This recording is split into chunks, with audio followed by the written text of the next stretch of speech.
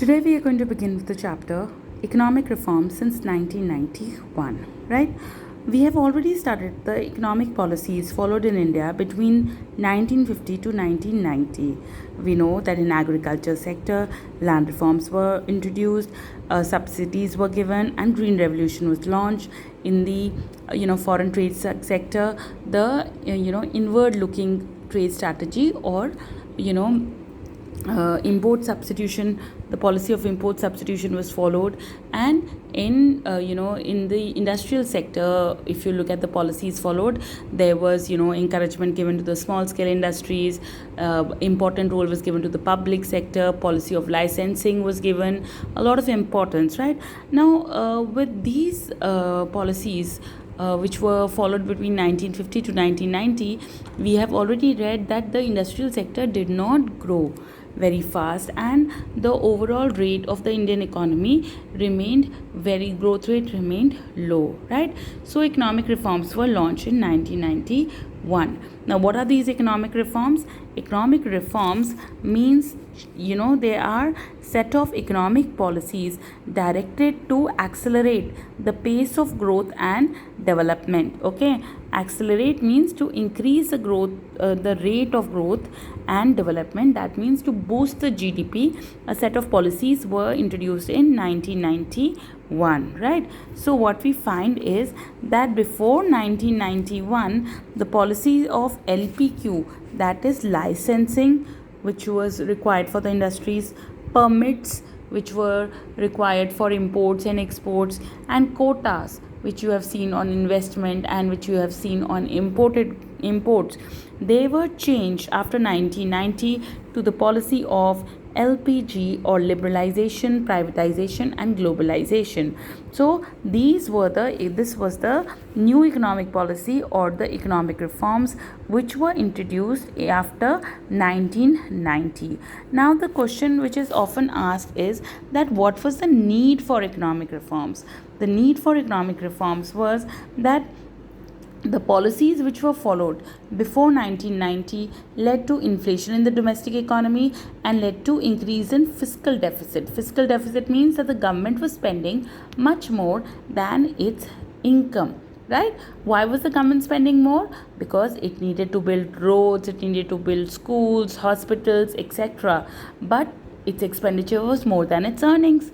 You know that the government earns through its public sector undertakings, and we have already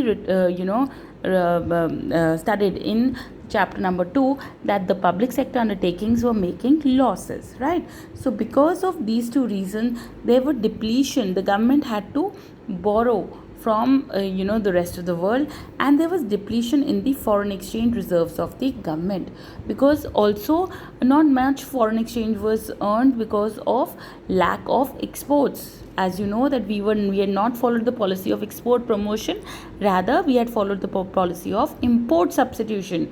So there was a depletion in the foreign exchange reserves, which were further compounded with the economic crisis which occurred in the year 1990. Now what was this economic crisis?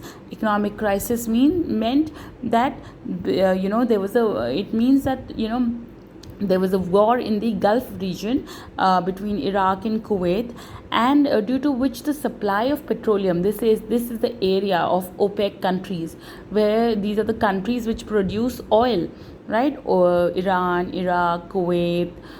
So from this area, there is a lot of petroleum which is supplied to India. And because of the war in this region, there was increase in the price of petroleum. At the same time, remittances from this area stopped. Okay, remittances means the money which is sent by the NRIs. So there are a large number of doctors, engineers, truck drivers of Indian origin which are located in these countries. But because of the war, they stopped sending money home. So increase in petroleum prices and decrease in remittances led to the result that there was enough foreign exchange reserves. As a result, India did not have money to pay for its import of petroleum.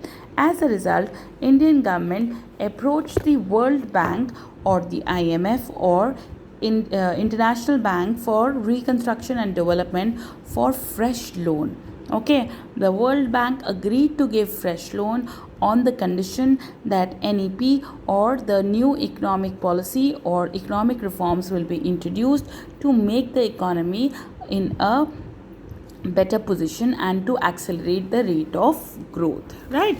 So new economic policy consisted of two set of policy measures. The first one was the stabilization measures.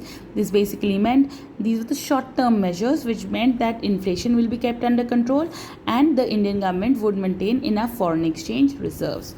On the other hand, there were structural measures which would boost the overall growth in the economy, which meant the policy of liberalization, privatization, and globalization was introduced in the year 1990. Okay, and this policy was started after 1990 in the year 1991.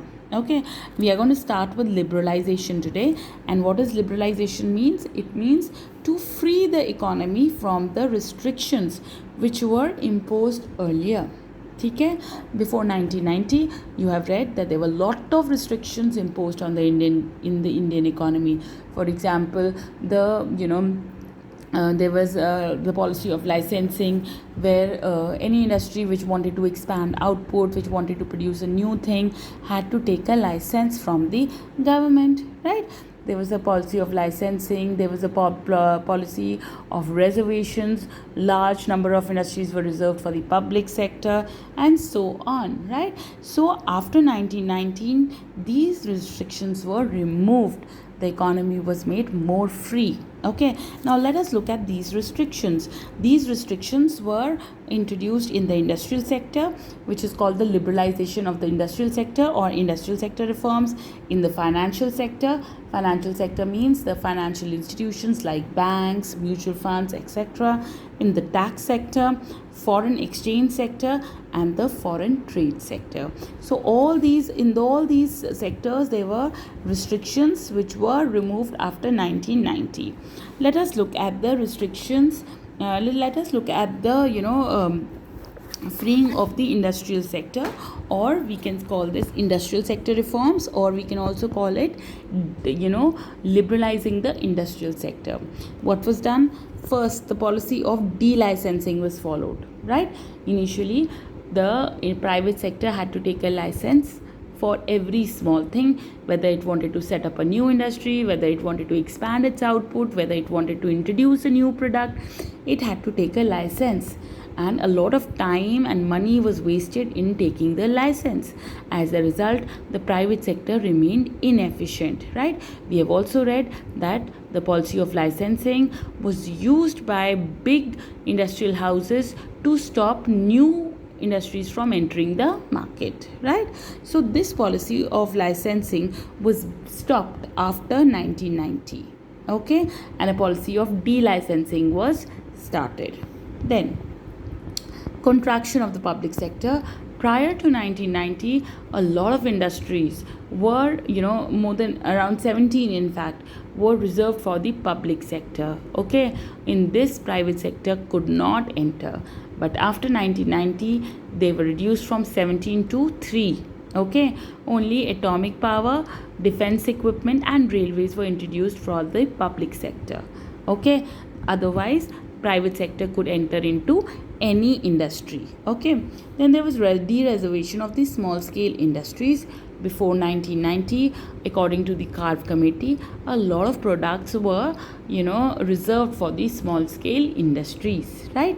There were large scale industries were not allowed to enter such industries, but after 1990 such restrictions were also removed and small scale industries had to face tough competition from the large scale industries.